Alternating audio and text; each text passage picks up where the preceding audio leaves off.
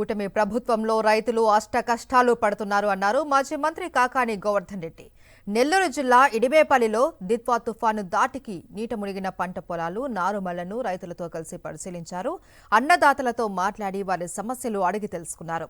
ప్రభుత్వ నిర్లక్ష్యంతో రైతులకు తీవ్ర నష్టం జరిగింది అన్నారు మాజీ మంత్రి కాకాని గోవర్ధన్ రెడ్డి. ఈరోజు ముందస్తు జాగ్రత్తలు తీసుకోవడంలో వైఫల్యం చెందడంతో ఈరోజు అనేక రకాలైనటువంటి కాలనీలు ఇబ్బందులు పడుతున్నాయి. రైతులకు సంబంధించి తీవ్రమైనటువంటి ఇబ్బందులు పడుతున్నారు. కొన్ని దగ్గర నారుమళ్ళు పూర్తిగా దెబ్బతిన్నాయి.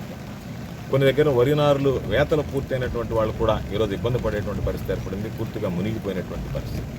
అయితే ఈరోజు వీటిని అరించి పట్టించుకొని ఇప్పటికైనా ప్రభుత్వం తేరుకొని రైతులకు సంబంధించి సబ్సిడీతో విత్తనాలు సరఫరా చేయాల్సినటువంటి అవసరం, అదేవిధంగా ఎవరైతే వరి నాట్లు పూర్తి చేసుకుని ఆ నాట్లు దెబ్బతిన్నాయో వాళ్ళకి వెంటనే అంచనాలు తయారు చేయించి వాళ్ళకి నష్టపరిహారం ఇచ్చేటువంటి విధంగా చర్యలు తీసుకోవాలని ప్రభుత్వాన్ని డిమాండ్ చేస్తున్నాం.